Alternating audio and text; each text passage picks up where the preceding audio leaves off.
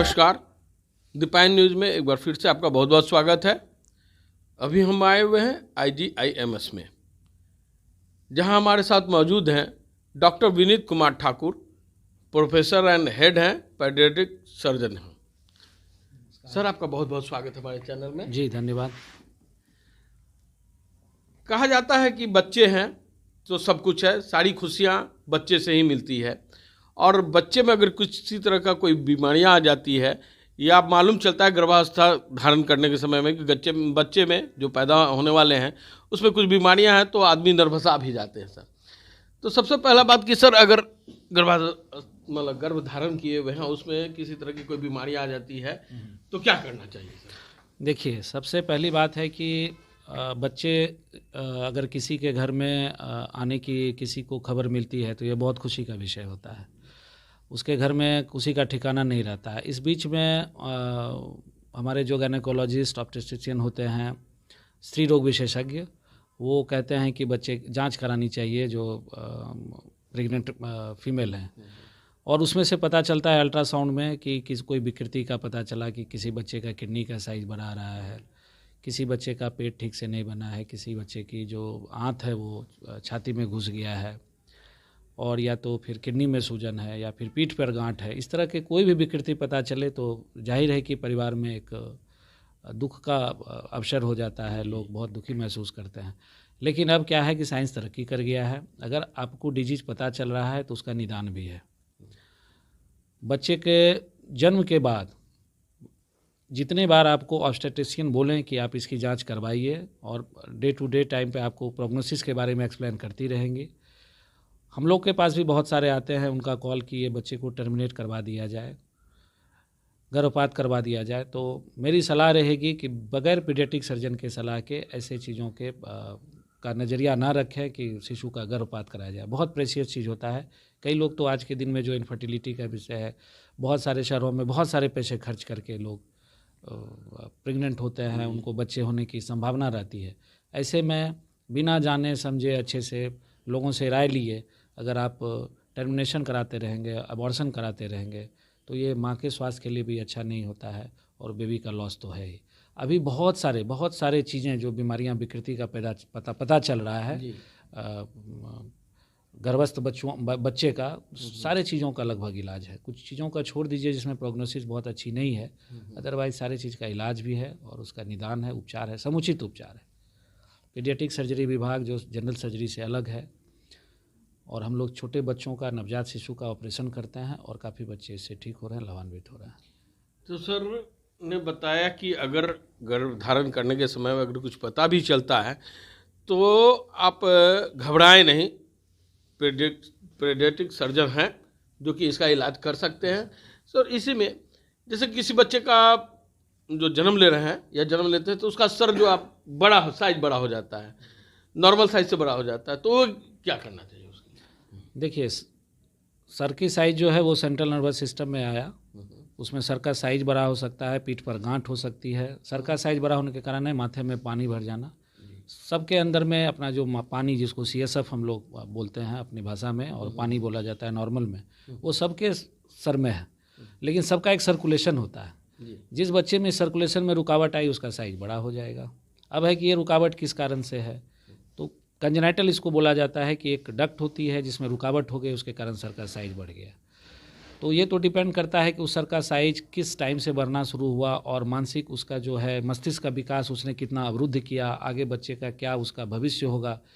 ये सब है कि जब बच्चा पैदा होगा और पैदा होने के बाद उसका जब हम लोग CT स्कैन कराएंगे, अल्ट्रासाउंड कराएंगे, तो उस पर पता चलेगा। लेकिन सर का साइज जो पानी बढ़ने के कारण ज़्यादा हुआ था, अगर उस पानी के उपचार फिर से कर दिया जाए, CSF सर्कुलेशन को रिस्टोर कर दिया जाए, तो है कि जाहिर है कि उतना दिमाग का साइज बढ़ेगा नहीं, और मानसिक विकास भी बच्चे का अच्छा रहेगा। तो जितनी जल्दी हो ऑपरेशन के बाद हम लोग कोशिश करते हैं कि उसकी रुकावट को दूर किया जाए। तो उसके लिए सर्जरी होती है, सन सर्जरी, जिसमें एक ऊपर में हेड की तरफ दे देते हैं, एक एंड दूसरा ट्यूब के थ्रू उसका एब्डोमेन में देते हैं। तो नॉर्मली क्या होता है कि ये पानी यहाँ से निकल के पेरिटोनियल कैविटी में चला गया, एब्जॉर्ब हो गया है। बच्चे अगर बड़े होने पे इसका पता चलता है तो हम लोग अब इंडोस्कोपी से भी उसका उपचार कर देते हैं कि एक दूरबीन डाल के ही अंदर एक सर्कुलेशन बना देते हैं। पीठ पर जो गांठ है उसका भी समुचित इलाज है। लेकिन जिस बच्चे का पैर नहीं चल रहा हो, जिसके पेशाब और पैखाने पे नियंत्रण नहीं हो, ऐसे बच्चों का देखभाल करना थोड़ा मुश्किल होता है। इसमें बहुत अच्छी प्रोग्नोसिस नहीं होती है। लेकिन कौन बच्चा कैसे प्रोग्रेस करेगा, उस बच्चे में से कौन क्या होगा, ये सब बच्चे के विकास के साथ मालूम चलता है। आप किसी का at the time of birth नहीं बता सकते हैं कि इस बच्चे में ये होगा। साइंस आपको आगाह कर सकता है, साइंस उसका बता सकता है रास्ता ये है, लेकिन आगे किसी बच्चे का क्या भविष्य होगा, कौन बच्चा क्या बनेगा, ये कहना बहुत मुश्किल होता है। इसीलिए अगर किसी को बहुत दिनों के इंतज़ार के बाद बच्चा हुआ और उसका सर का साइज़ बड़ा है, तो ऐसे भी लोगों को घबराने की ज़रूरत नहीं है। उसका आप इलाज कराएं, उपचार कराएं और देखें फिर कि बच्चा आगे कैसे प्रोग्रेस करता है, ग्रो करता है। ये तो अल्ट्रासाउंड में भी पता चल जाता है बिल्कुल सर? पता चलता है, माँ के पेट में रहता है तो अल्ट्रासाउंड में बता देता है। वेंटिकल से एक वर्ड होता है कि ये प्रोमिनेंट है, ये इतना बड़ा साइज हो गया है। हम लोग भी ये बता देते हैं कि वेंटिकल्स अगर इतने साइज का है तो ये बच्चे को ऑपरेशन लगेगा। कई बार क्या, कभी काल बच्चों का वेंटिकल्स प्रोमिनेंट दिखता है और आप बिलीव नहीं करेंगे, जन्म के बाद उसका नॉर्मल सब चीज़ आता है। ये बहुत बार होता है। कई बार बच्चे का पता ही नहीं चलता है कि पीछे गांठ है, और जन्म लेने के बाद पेरेंट्स आते हैं हमारे पास कि डॉक्टर साहब मैं तो शुरू से उपचार में था, डॉक्टर साहब देख भी रहे थे, और अब जाके उनका पता चलता है कि पीछे गांठ है। तो ऐसे में मेरे कहने की ज़रूरत है, हमेशा पता नहीं चलता है, लेकिन ज़रा सा भी जो भी अल्ट्रासाउंड भी कराएं, किसी जो भी रजिस्टर्ड हैं अल्ट्रासाउंड करने वाले प्रैक्टिशनर हमारे जो एमडी रेडियो डायग्नोसिस किए हुए हैं, उन्हीं से आप कराएं। ऐसा नहीं किसी से भी करा लिए। एक वर्ड हमने सुना है सोनोलॉजिस्ट, अल्ट्रासाउंड करते हैं। डॉक्टर साहब इस चीज़ के भी हैं, डॉक्टर अल्ट्रासाउंड भी कर लेते हैं, लेकिन वो उसके स्पेशलिस्ट नहीं है। वो इस तरह से कंजेनाइटल एनोमलीज के बारे में नहीं बता सकता। इसके लिए आपको दक्ष आदमी चाहिए, निपुण आदमी चाहिए जो इसके बारे में बताएगा। और ज़रा सा भी डाउट हो अगर पेरीफेरी के डॉक्टर को कि इसमें कुछ प्रॉब्लम लग रहा है, तो उनको चाहिए कि वो उसको रेफ़र कर दें किसी हायर सेंटर पे जहाँ इसकी फैसिलिटी अवेलेबल हो। आपकी एक छोटी सी गलती उस परिवार के लिए बहुत भारी पड़ सकती है। तो सर ने बताया कि अगर आपको पता चलता है अल्ट्रासाउंड के द्वारा, अल्ट्रासाउंड भी जो है आप इधर उधर नहीं कराएं, आप रजिस्टर्ड जहाँ पर है वहीं जाकर अल्ट्रासाउंड कराएं, जिसकी जानकारी जिनको पूर्ण जानकारी हो, जो इसके बारे में बता सके। सर एक चीज़ और है कि अगर गर्भधारण होता है, बच्चे में किसी तरह का कोई परेशानी आती है, तो माँ के पोषण मतलब खाने आहार से होता है क्या? देखिए, कंजेनाइटल एनोमलीज के बहुत सारी थियरी हैं। कई बार डेवलपमेंटल थियरी होती है, कई बार न्यूट्रिशनल थियरी का भी, न्यूट्रिशनल भी चीज़ें हैं जो इसके फेवर में जाती है। जैसे अगर लड़कियों की उम्र शादी के समय छोटी हो और ऐसी बच्चों को शिशु होने की उम्मीद हो, तो उसमें कंजेनाइटल एनोमलीज होने के ज़्यादा चांसेस रहते हैं। कुपोषण की जो शिकार है महिलाएं, उसमें ये ज़्यादा चीज़ होने का रहता है। अब ले लीजिए, आपने न्यूरल ट्यूब डिफेक्ट की बात की, जो सर का साइज बड़ा होना, पीठ पे गांठ होना, तो हम लोगों ने देखा है फोलिक एसिड से इसका एसोसिएशन पाया गया है। अब जिस मदर में पहले से ही फोलिक एसिड की डेफिशिएंसी है, अगर उसके एक बच्चे को अगर ऐसा हुआ और दूसरे में फोलिक एसिड का जो भी डेफिशिएंसी था उसको पूरा नहीं किया गया नेक्स्ट प्रेगनेंसी में, तो उसमें फिर से दोबारा होने का डर रहेगा। अब लोग क्या करते हैं कि जब पता चलता है गर्भ का, प्रेगनेंसी का, तब जाके फोलिक एसिड शुरू करता है। बाय द टाइम ऑर्गन बन चुका है। आपको जब तक प्रेगनेंसी टेस्ट में पता चला कि हमारे अंदर बच्चा है, तब तक तो बन चुका है उसके बहुत सारे ऑर्गन। तो राइट टाइम है कि right from beginning, after marriage ही बोलिए, अगर कोई प्लान कर रहा है बच्चे का, तो उसको उसी में से फोलिक एसिड को लेना है। हाँ, बायोटीन भी साथ में दिया जाता है, उसके दोनों के साथ मिलके ही इस चीज़ों को कम किया जा सकता है, इसके प्रभाव। और अगर पहले बच्चे को ऐसा हो गया है, तो कम से कम दूसरा बच्चा आफ्टर 5 ईयर्स ही करना चाहिए, नॉट 3 ईयर्स, 5 ईयर्स, जब तक कि उसकी डिफिशियंसी पूरी नहीं हो जाए। और हर दिन आपको फोलिक एसिड और बायोटीन की एक टैबलेट लेनी है, तभी दूसरे बच्चों में ऐसा होने का डर नहीं रहेगा। अब किसी जैसे जो भी पेशेंट माना ये प्रेग्नेंट लेडी हैं, अगर उनको डायबिटीज़ है, उच्च रक्तचाप की शिकायत रहती है, ऐसे किसी चीज़ की दवाई चल रही है, तो ये सबसे असर तो पड़ता है उसके विकृति। अब जैसे डायबिटीज़ वाले बच्चे को, डायबिटीज़ जिस मदर को है पता चलता है, उसके बच्चे में सैक्रोजेनेसिस हो सकता है। सैक्रोजेनेसिस पीछे की एक हड्डी होती है स्पाइन के निचले हिस्से में, वो हो सकता है बच्चे में नहीं हो, तो इसलिए वो सब का तो है ही। अननेसेसरीली दवाई नहीं लेनी चाहिए, पेन किलर नहीं लेना चाहिए। कई दवाई तो बैन कर दी गई सरकार द्वारा, जैसे थैलेडोमाइड एक आती थी दवाई, उसमें बच्चे को पता चला लिम्ब ही नहीं बना होता था, छोटे छोटे लिम्ब के साथ बच्चे पैदा होते थे। कैंसर की अगर कोई दवाई है, रेडिएशन से उस समय बचना चाहिए, स्मोकिंग से बचना चाहिए। आप हेल्दी अपना सारा पूरा डाइट रखिए। कई पता चलता है कि ठीक है, बच्चे को बोला गया है कि कम वजन है, प्रोटीन डाइट देना शुरू कर दिए। नहीं, सारा प्रोटीन नहीं देना, कार्बोहाइड्रेट भी लेगी, प्रोटीन भी लेगी, फैट भी लेगी, बट सब में बैलेंस होना चाहिए। संतुलित आहार लेना चाहिए, हरी फलदार सब्जी ज़्यादा खाना चाहिए, और फल ज़्यादा का फल भी सेवन आप कर सकते हैं जिनको डायबिटीज़ नहीं है। जिनको डायबिटीज़ है, हाइपरटेंशन है, वो अपने चिकित्सक से बीच बीच में मिलते रहें। उनका ब्लड प्रेशर कंट्रोल होना चाहिए, नहीं तो बच्चे में विकास ही नहीं होता है, उसका वजन बहुत कम हो जाता है। वज़न बढ़ना भी बहुत नहीं चाहिए प्रेगनेंसी के टाइम में, वज़न बढ़ना चाहिए, बहुत नहीं बढ़ना चाहिए। ये सब चीज़ों का ख्याल रहता है। अगर आप किसी भी स्त्री रोग विशेषज्ञ से रेगुलर चेकअप में रहेंगे तो अच्छा रहेगा आपके लिए, और वो समय समय पे आपके बारे में भी, आपके बच्चे के बारे में वो आपको जानकारियाँ देंगे। और इफ़ नीड भी आपको लगता है पीडियाट्रिक सर्जन की सलाह चाहिए तो वो खुद ऑब्स्टेट्रिशियन हम लोग के पास भेजती हैं। ऐसे कॉल को लेके एक बच्चे में ये पता चला है डॉक्टर साहब क्या करना चाहिए। अब जैसे किडनी ही ले लीजिए जी। एक तरफ के किडनी का सूजन है, कई बार मैंने देखा है दे दिया जाता है, उसके आधार पर एमटीपी करा दिया जाता है। अरे एक तरफ के किडनी का सूजन 100% ठीक होने वाली बीमारी है। दोनों तरफ में भी किडनी की अगर रुकावट है तो वो भी ठीक होती है, लेकिन एक तरफ के किडनी में तो टर्मिनेशन के लिए जाना समझिए बेवकूफ़ी हुई, मूर्खता हुई। लोग घबरा जाते हैं कि अब बच्चा का शुरू में ही ये चीज़ हो रहा है तो आगे। हाँ नहीं, किडनी में रुकावट बच्चों में काफ़ी कॉमन चीज़ है, और कई बार पता चलता है कि अल्ट्रासाउंड जब हम लोग बच्चे के जन्म के बाद 48 घंटे के बाद जो अल्ट्रासाउंड कराते हैं उसमें कई बार आता है कि बच्चे का अल्ट्रासाउंड नॉर्मल है। अब आप सोचिए जिस बच्चे को बताया गया था कि माँ के पेट में किसका किडनी का साइज़ बहुत बड़ा है, बड़ा साइज अगर है, बच्चा पैदा हुआ हमारे पास, अल्ट्रासाउंड कराते हैं, स्कैन कराते हैं DTPA स्कैन, उससे पता चलता है इसका फंक्शन कितना है। फिर हम लोग उसका उपचार करते हैं, पाइलोप्लास्टी करते हैं, उसके रुकावट को दूर करते हैं और किडनी का फंक्शन नॉर्मल हो जाता है। दोनों तरफ की बीमारी हो, पेशाब के पर्दे की बीमारी जो होती है वो एक खराब बीमारी होती है, उसमें पूरा सिस्टम इन्वॉल्व हो जाता है, पेशाब की थैली से लेके किडनी तक। तो वो एक बीमारी जो है जिसमें पेरेंट्स के साथ बैठ के हम लोग बात करते हैं कि आगे अब क्या करना है इसका। तो कितने दिन में बन जाता है पेशाब की थैली वाला चीज़? पेशाब की थैली भी माँ के पेट से ही पता चलती है जी। ऐसे बच्चों का पता चलता है पेशाब की थैली का प्रॉब्लम अगर है, पेशाब का पर्दा जो मैंने आपको बताया, तो ऐसे बच्चों में ओलिगोहाइड्रोमनियाज होता है, उसकी मदर को पानी कम होता है गर्भ में, ऐसे बच्चे पेशाब ही अंदर में नहीं करते हैं। और जब किडनी बन रहा होता है तो उनके ऊपर दबाव पड़ता है। 16 से 18 वीक में पता चलेगा कि किडनी कम बन रही है, विकसित ज़्यादा नहीं हो रही है, थैली में भी पेशाब भरा हुआ रहता है। तो ये सब चीज़ें इंडिकेट करने लगता है कि आगे जाके इस बच्चों के दोनों सिस्टम में प्रॉब्लम हुआ है।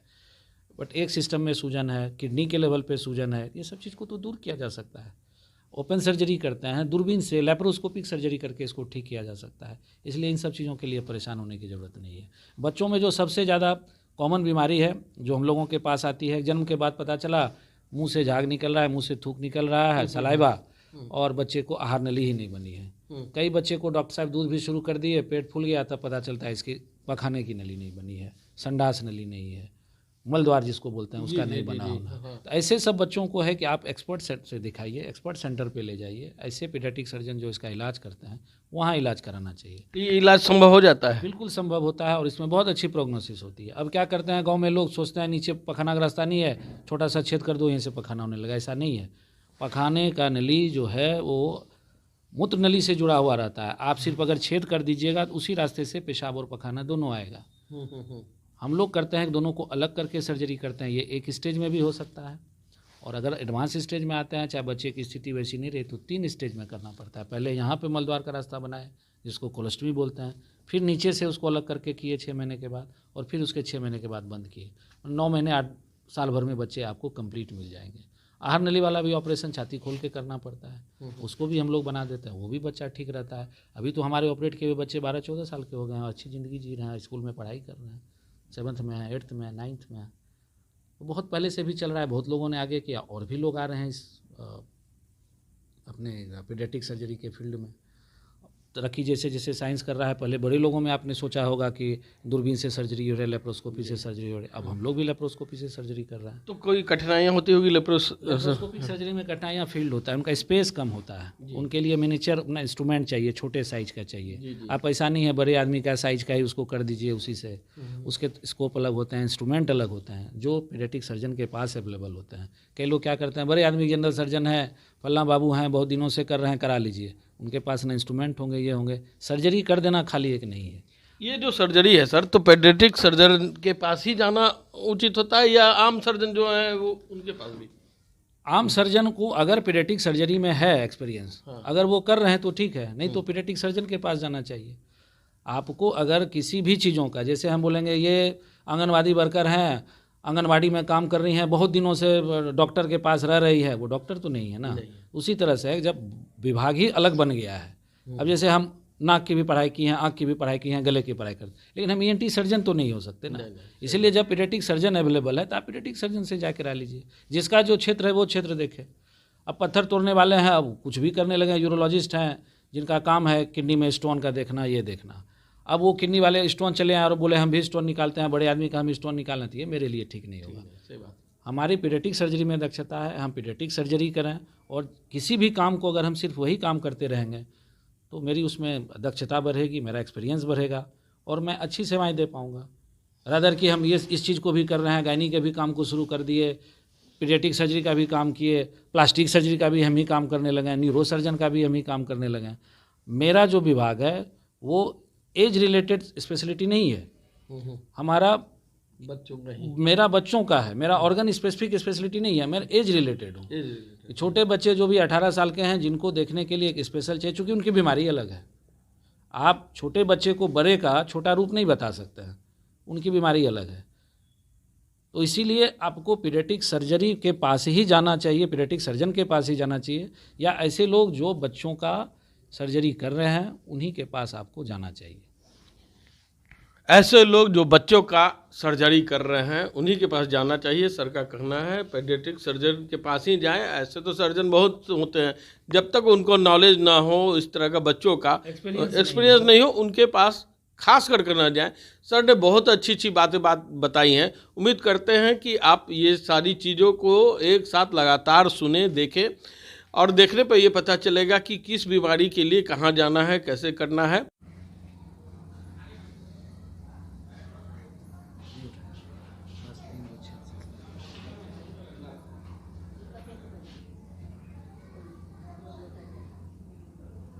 हाँ, क्या दिक्कत था इस बच्चे को? इसको बचपन से दूध पीता था, उल्टी हो जाता था, बहुत जगह दिखाए बाकी नहीं ठीक हुआ। कम से कम 5 लाख रुपया लगा दिए, बाकी नहीं, कोई डॉक्टर को बीमारी समझ में नहीं आया। जी। तो अभी कैसा है लग रहा? अभी बहुत अच्छा है। कैसा लग रहा बेटा? दर्द होता है? अभी नहीं होता। अभी नहीं होता है, अब ठीक है। खाना खा रहे हो? दूध पिए हो? अब उस तरह का उल्टी नहीं होता है ना? नहीं। तो ये देखिए, इधर आइए। तो अभी हम आए हुए हैं डॉक्टर विनीत ठाकुर के पास, IGIMS में, जिन्होंने अभी सारी चीज़ बताए कि कैसे कैसे बच्चों का कैसे ऑपरेशन किया जाता उसी का एक उदाहरण अभी हम यहाँ पर आए हुए हैं, जहाँ बच्चे एडमिट हैं और उनसे पूछ रहे थे, सवाल कर रहे थे। सर आप बताएं सर, इसको क्या हुआ था? इस बच्चे को हम लोग बीमारी बोलते हैं अपनी भाषा में एक्लासिया कार्डिया, जिसमें ओसोफेगस जो होता है, आहार नली, उसके निचला हिस्सा जो होता है वो, उसकी मसल जो होती है हाइपरट्रॉफी हो जाती है। ये एक तरह की बीमारी नर्वस सिस्टम से भी रिलेटेड है, जिसको हम लोग PNS बना, पेरिफेरल नर्वस सिस्टम। और लोअर जो ओसोफेगस है वो स्पास्टिक हो जाता है, उसके मसल्स जो हैं उसमें काफ़ी टोन आ जाता है। खाना बच्चा खाए तो वो ग्रेविटी से चला भी जाए, लेकिन अगर दूध और पानी पिए तो वो ग्रेविटी कारण नहीं जा पाता है, उल्टी कर देता है। तो ऐसी बीमारी को एक्लासिया कार्डिया बोलते हैं। ऐसे में बच्चे का श्वास गिरता रहता है, और बार बार जो बच्चा रिगर्जिटेशन करता है, उल्टी करता है, उससे निमोनिया होने का भी डर रहता है। तो इस बीमारी को पकड़ना बहुत मुश्किल होता है। पकड़ने के बाद फिर इलाज होता है इसका, इसको हम लोग कार्डियोमायोटमी करते हैं, हेलर्स कार्डियोमायोटमी, जिसमें निचले हिस्से में सिर्फ मसल्स के फाइबर को स्प्लिट कर देते हैं, म्यूकोसा एक्सपोज हो जाता है और ये बीमारी ठीक हो जाती है। इसका हम लोगों ने दूरबीन विधि से इलाज किया, नहीं तो बच्चे को चीरा भी लगता है, ज़्यादा दिन रिकवरी में लगता है। दूरबीन विधि से हमको लगता है 3 से 4 दिन इसको फिर से हम लोगों ने खाना पीना अलाउ कर दिया। अभी बच्चे को दिक्कत नहीं है। तो ऐसी सर्जरी दूरबीन से अब संभव है, हमारे संस्थान में भी ऐसा हम लोग सर्जरी करते हैं और काफ़ी रियायती दरों पे होता है। सबसे पहली बात, इसमें पता ही चलना मुश्किल होता है। ये पता आपको चलेगा जब आप स्टडी कराइएगा, बेरियम स्टडी, इसमें लगेगा ओसोफेगस ऊपरी हिस्से में ठीक है और निचले हिस्से में सिकुड़ा हुआ है, तो उसमें मसल्स बहुत स्पास्टिक हो जाता है, हाइपरट्रॉफी हो जाती है। इसको इलाज करने में कितना समय लगा? पता करने में ही समय लगता है। इलाज तो जब बच्चा यहाँ पे आया, हम लोगों ने थोड़ा सा न्यूट्रिशनल असेसमेंट करके इसको थोड़ा ब्लड चढ़ाया। बच्चे को जब रेस्पिरेटरी ट्रैक्ट इन्फेक्शन कम हुआ, 2 एक बार बच्चे का सर्जरी रिफ्यूज इसलिए हो गया कि बच्चे को उसमें सांस की तकलीफ थी। एक बार वो बच्चा ठीक हो गया, फिर हम लोगों ने इसको ऑपरेशन के लिए लिया। 1 से 1.5 घंटे का ये ऑपरेशन होता है और फिर 2-3 दिनों में बच्चा अपना दूध और ये सब लेने लगा। अभी दूध भी पीता है, पानी भी पीता है, खाना भी खाता है। उम्मीद करता हूँ ये बच्चा स्वस्थ रहे, सुखी रहे। इसकी माँ भी देख रहे हैं आप कितनी खुश है। तो देखा आपने इस तरह के नाम बताओ बेटा अपना। पप्पू। बापू, पप्पू। उम्र क्या हो रहा होगा इसका? 9 साल। और कहाँ से आप आई हैं? मोतिहारी जिला से। तो देखा इसी तरह के बच्चे, अभी ये मोतिहारी जिले से आए हैं। 9 साल का बच्चा को इतना तकलीफ हो रहा था और ये बच्चे जो है अब ऑपरेशन के बाद एकदम स्वस्थ हैं, कोई किसी तरह का कोई परेशानी नहीं। इसी तरह के कई बच्चे यहाँ एडमिट हैं। आप देख सकते हैं कि एक ये बच्चे हैं जिनका लगता है कि पेशाब नली में प्रॉब्लम था। अभी सर ने ऑपरेशन किया है ना सर इसको, अभी इसका ऑपरेशन हुआ है। और ये कैसा लग रहा है बेटा? गार्जियन है आप, क्या हुआ था इसको? बच्चे का पेशाब जगह से नहीं होकर अलग जगह से पेशाब होता था, तो उसी का सर्जरी के लिए सर के पास आए। कहाँ से आए हैं आप? हम जहानाबाद जिला से मखदूमपुर से आए। मखदूमपुर जी। ठीक, चलिए ले लीजिए पूरा।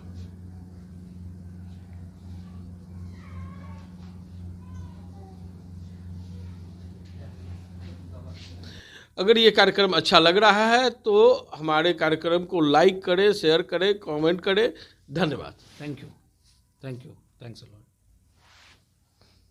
और खबरों से अपडेट रहने के लिए दीपायन न्यूज को सब्सक्राइब कीजिए।